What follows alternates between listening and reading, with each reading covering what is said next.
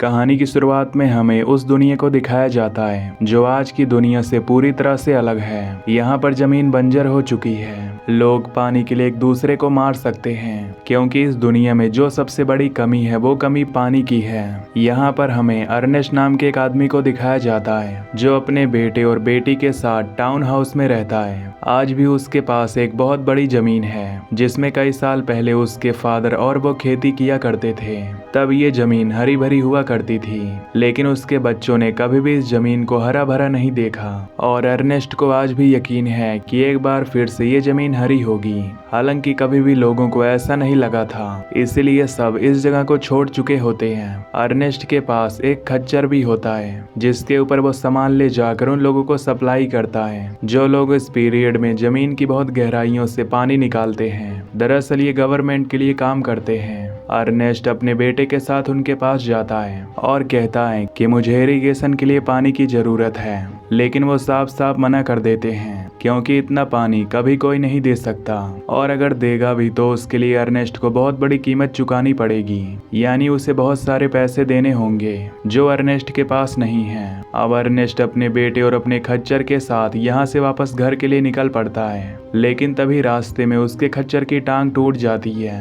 अब वो चल नहीं सकता, इसीलिए अर्नेस्ट को ना चाहते हुए भी उसे मारना पड़ता है। अब ये दोनों घर जाते हैं जहाँ पर अर्नेस्ट की बेटी को दिखाया जाता है जो खाने की प्लेट को मिट्टी से साफ कर रही होती है क्योंकि पानी की कमी की वजह से अब बर्तन इसी तरह से साफ किए जाते हैं। इनका खच्चर मारा जा चुका है, इसीलिए अब इन्हें एक नए खच्चर की जरूरत है। अगले दिन अर्नेस्ट अपने बेटे को लेकर एक जगह जाता है जहाँ पर रोबोटिक एनिमल की बोली लगनी होती है। यहाँ पर सब लोग बोली लगाते हैं जिसमें फ्लेम नाम का भी एक आदमी होता है, लेकिन अर्नेस्ट किसी तरह से इसे खरीद लेता है और अब उसके पास एक रोबोटिक एनिमल है जो इनके बहुत काम आ सकता है। फ्लेम को ये बिल्कुल भी अच्छा नहीं लगता क्योंकि वो उस रोबोटिक एनिमल को खरीदना चाहता था। इसके बाद अर्नेस्ट अपने बेटे को लेकर एक हॉस्पिटल जाता है जहाँ पर अर्नेस्ट की वाइफ यानी कि उसके बेटे की मॉम जो एक खास फ्रेम के साथ ही चल सकती है।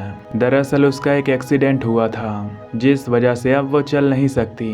उसे चलने के लिए खास फ्रेम की जरूरत है। ये फ्रेम बहुत महंगा होता है, इसीलिए अर्नेस्ट उसे अफोर्ड नहीं कर सकता। इसीलिए उसकी वाइफ को हमेशा हॉस्पिटल में ही रहना पड़ता है। अर्नेस्ट अपनी वाइफ से मिलने के बाद यहाँ से अपने बेटे के साथ घर की तरफ निकल पड़ता है जहाँ रास्ते में उसे एक लड़का मिलता है जिसका नाम रॉबी है। रॉबी की हालत बहुत ज्यादा खराब होती है।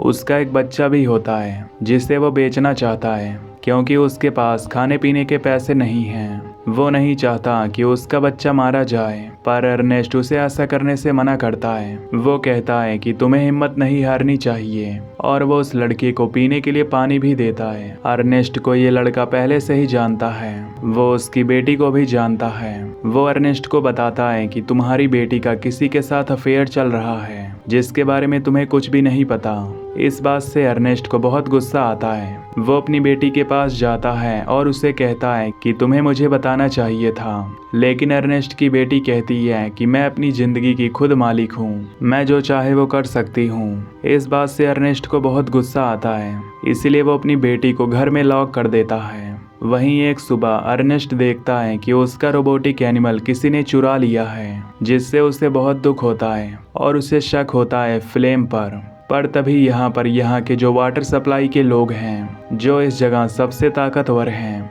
वो अर्नेस्ट तक पहुंच जाते हैं। वो उसे एक पंच मारते हैं जिससे अर्नेस्ट बेहोश हो जाता है और जब उसे होश आता है तो वो उन्हीं लोगों के पास होता है जो वाटर सप्लाई करते हैं। वो उस पर इल्जाम लगाते हैं कि तुम्हारे रोबोटिक एनिमल के साथ हमने तुम्हें पानी चुराते हुए यहाँ से देखा है, तुम अपने एनिमल के साथ यहाँ से पानी ले जा रहे थे और अब ये अर्नेस्ट को मारना चाहते हैं। लेकिन किसी तरह से अर्नेस्ट अपनी गन को हासिल कर लेता है और उन सब की तरफ तान देता है जिससे उसे इस जगह से निकलने का भागने का मौका मिल जाता है। अब वो फ्लेम को ढूंढ रहा है क्योंकि उसे फ्लेम पर शक है क्योंकि फ्लेम भी रोबोटिक एनिमल को खरीदना चाहता था। वो फ्लेम को ढूंढना शुरू करता है और एक जगह पर उसे फ्लेम मिल जाता है। फ्लेम ने ही उसके रोबोटिक एनिमल को चुराया था और फ्लेम ही वो इंसान था जिसने उसके रोबोटिक एनिमल से वाटर सप्लाई वालों का बहुत सारा पानी चुराया था। दरअसल वो उस पानी को बॉर्डर के दूसरी तरफ जाकर बेचना चाहता है ताकि वो बहुत सारे पैसे कमा सके। और अब उसे अर्नेस्ट अपने गन पॉइंट पर ले लेता है और कहता है कि तुम्हें वाटर सप्लाई वालों के पास वापस जाना पड़ेगा ताकि मैं अपनी बेगुनाही को साबित कर सकूं। वो उसे वाटर सप्लायर के पास ले जाने लगता है, पर धीरे धीरे उसकी बॉडी बहुत ज़्यादा डिहाइड्रेटेड हो जाती है। फ्लेम अर्नेस्ट से कहता है कि हमारे पास बहुत सारा पानी है, तुम पानी पी सकते हो। अब आगे पानी को हम बेच देंगे जिससे हमें बहुत सारे पैसे मिलेंगे, उन पैसों को हम आपस में बांट लेंगे। अर्नेस्ट अपनी बॉडी को हाइड्रेट करने के लिए कुछ पानी पी लेता है, पर वो पानी बेचना नहीं चाहता बल्कि फ्लेम को उन वाटर सप्लायर्स के पास ले जाना चाहता है। पानी पीने के बाद उसके कदम लड़खड़ा रहे होते हैं। दरअसल वो बहुत ज़्यादा थक चुका है, उसकी हालत बहुत ज़्यादा खराब होती है। फ्लेम इस चीज़ को भाप जाता है। वो दूर से अर्नेस्ट को एक पत्थर से मारता है जिससे उसकी मौत हो जाती है और इस मौत को वो इस तरह से दिखाता है कि सबको लगे कि रोबोटिक एनिमल ने अर्नेस्ट को मारा है। फ्लेम अर्नेस्ट की बॉडी को रोबोटिक एनिमल को वहीं पर छोड़कर सीधा अर्नेस्ट के घर जाता है और उसकी बेटी से मिलता है। दरअसल फ्लेम ही वो लड़का होता है जिसे अर्नेस्ट की बेटी प्यार करती है। अर्नेस्ट की बेटी फ्लेम के साथ चली जाती है। वहीं अर्नेस्ट के बेटे को दिखाया जाता है जब उसके डैड पूरा दिन घर नहीं आते तो वो अपने डैड को ढूंढने के लिए जाता है, जहां पर सबसे पहले उसे रोबोटिक एनिमल मिलता है, साथ ही कुछ वाटर बॉटल्स भी जो वाटर सप्लायर्स की होती हैं। और अब उसे पता चल चुका है कि उसके फादर की मौत हो चुकी है। वो वाटर सप्लायर्स के पास उस बोतल को लेकर जाता है। वाटर सप्लायर्स समझ जाते हैं कि अर्नेस्ट ने उनके पानी को नहीं चुराया था, क्योंकि अगर उसने चुराया होता तो बाकी का पानी भी वहीं पर होना चाहिए था, जो कि वहां पर नहीं था। साथ ही फ्लेम ने इस पूरी मौत को इस तरह से दिखाया होता है कि सबको ये लगे कि अर्नेस्ट को किसी और ने नहीं बल्कि उसके रोबोटिक एनिमल ने मारा है। इसलिए घर आने के बाद वो उस रोबोटिक एनिमल के टुकड़े टुकड़े करना चाहता है, पर तभी वहां पर फ्लेम आ जाता है। वो कहता है कि तुम्हें अपने आप को संभालना होगा। दरअसल फ्लेम उसे सिंपैथी दिखाता है। अब फ्लेम इनकी फैमिली का एक हिस्सा बन चुका है और वो अर्नेस्ट के बेटे को कहता है कि मैं तुम्हारी बहन से शादी करना चाहता हूँ। वो भी इस बारे में अब कुछ नहीं कहता, क्योंकि कहीं न कहीं वो भी उसे एक्सेप्ट कर चुका है। इसके बाद फ्लेम डिसाइड करता है कि इनका जो बहुत बड़ा लैंड है वो वहाँ पर खेती करेगा। वो वाटर सप्लायर्स के पास जाता है और कहता है कि मुझे खेतों की इरिगेशन के लिए पानी की ज़रूरत है, तो मुझे गवर्नमेंट को बताए बिना यानी कि लीगली खेतों के लिए पानी दे दो, और जब मेरी फसल उग जाएगी तो मैं तुम्हें बहुत सारे पैसे दूंगा। वो लोग उसकी बात मान जाते हैं और फ्लेम को खेतों के लिए पानी मिल जाता है। वो खेतों पर बहुत मेहनत करता है और बहुत जल्द फसल उगना शुरू हो जाती है, जिससे अर्नेस्ट का बेटा और फ्लेम दोनों बहुत खुश होते हैं। अब अर्नेस्ट का बेटा भी फ्लेम से इम्प्रेस हो चुका है, इसीलिए वो उसकी बहन से शादी कर लेता है। फ्लेम की जिंदगी में सब कुछ ठीक चल रहा होता है। एक दिन जब वो खेतों में होता है तभी बैंक से कुछ लोग आते हैं जो फ्लेम को बताते हैं कि अर्नेस्ट ने खेतों के बदले बहुत सारा कर्जा लिया था, जो पैसा वो कभी नहीं चुका पाया, और बहुत जल्द बैंक इन खेतों को अपने कब्जे में ले लेगी। फ्लेम को ये जानकर बहुत दुख होता है, क्योंकि उसने इन खेतों के लिए बहुत ज्यादा मेहनत की थी। वो किसी भी कीमत पर खेतों को वापस अपने कब्जे में लेना चाहता है, इसलिए वो उस लड़के के पास जाता है जिसका नाम रॉबी है, जो एक बार अर्नेस्ट को अपने बच्चे को बेचना चाहता था। फ्लेम को पता होता है कि वो अपने बच्चे को बेचना चाहता है, इसीलिए वो रॉबी के पास जाता है और उसे उसके बच्चे को बेचने के लिए कहता है। रॉबी अपनी वाइफ को बताए बिना ही अपने बच्चे को कुछ लोगों को बेच देता है, लेकिन यहाँ पर फ्लेम को पैसों की जरूरत है, इसीलिए वो रॉबी को मार देता है। और जब वो शूट कर रहा होता है तो एक गोली रोबोटिक एनिमल को भी लग जाती है, जिससे उसका एक पैर टूट जाता है। फ्लेम यहाँ से पैसे लेकर भाग जाता है और वहीं रोबोटिक एनिमल को दिखाया जाता है जो लंगड़ाते हुए अपने मैन्युफैक्चरर की तरफ जाने लगता है जिसने इस रोबोट को बनाया था। दरअसल उसके सॉफ्टवेयर में भी कुछ प्रॉब्लम आ गई होती है, इसीलिए वो अपने मैन्युफैक्चरर के पास जा रहा है। अब अगले दिन दिखाया जाता है कि फ्लेम अपनी वाइफ के साथ घर पर बैठा है। वो बहुत खुश है क्योंकि उसने बैंक को पैसे चुका दिए।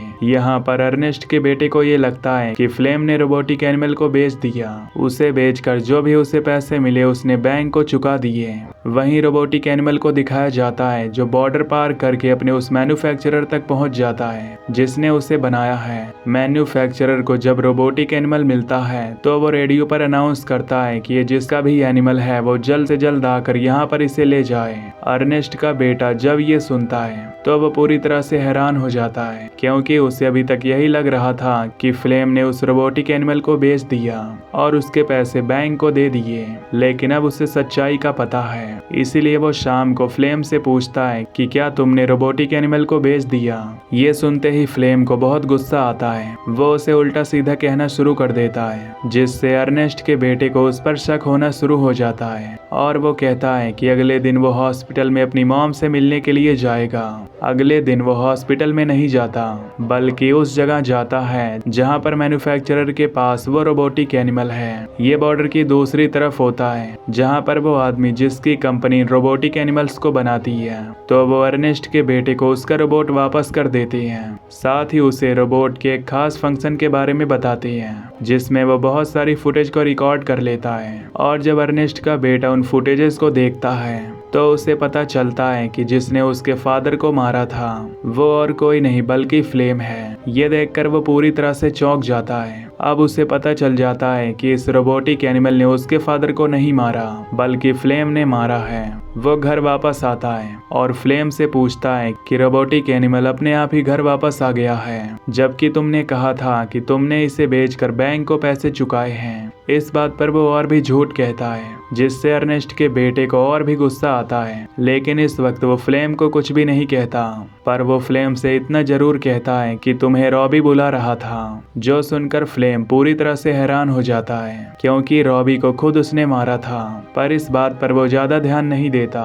अगले दिन उसे एक लेटर आता है जो रॉबी का होता है। वो कहता है कि मैं बहुत परेशानी में हूँ, तुम्हें मेरी मदद के लिए आना होगा। रॉबी ने उसे यहाँ से बहुत दूर एक बीहड़ में बुलाया होता है। फ्लेम तय करता है कि वो वहाँ पर जाएगा और वो अपने रोबोटिक एनिमल के साथ उस जगह तक पहुंच जाता है, लेकिन जब वो थोड़ा सा आगे जाता है तो वो एक गड्ढे में गिर जाता है और गिरने की वजह से उसके दोनों पैर टूट जाते हैं और तभी उसे अपने ऊपर एक परछाई दिखाई देती है। ये परछाई अर्नेस्ट के बेटे की होती है। दरअसल उसी ने रॉबी के नाम से उसे झूठा लेटर लिखा था और जब फ्लेम उसकी आंखों को देखता है तो उसे पता चल जाता है कि अर्नेस्ट के बेटे को सब कुछ पता है।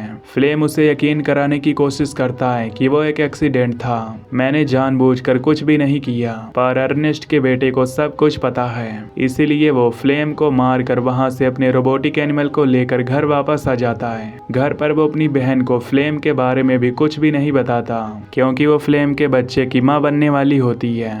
वो प्रेग्नेंट है। जब कुछ और दिनों तक फ्लेम घर वापस नहीं आता तो अर्नेस्ट की बेटी अपने भाई से पूछती है कि फ्लेम अभी तक वापस नहीं आया। उसका भाई उसे कहता है कि तुम्हें कुछ और इंतजार करना चाहिए, पर अब वो भी मायूस हो चुकी है। अब वो अपने भाई से कहती है कि हमें मॉम को घर वापस ले आना चाहिए। दरअसल अब इनके पास पैसे हैं क्योंकि इनकी फसल अब ग्रो हो चुकी है और ये अपनी मॉम के फ्रेम के खर्चे को अफोर्ड कर सकते हैं और साथ ही ये विश करते हैं कि उनको बेबी गर्ल हो। और इसी के साथ ये मूवी यहीं पर एंड हो जाती है। तो दोस्तों, अगर आपको ये मूवी की एक्सप्लेनेशन पसंद आई हो तो वीडियो को लाइक और चैनल को सब्सक्राइब कर देना। Till then take care, love you, bye bye.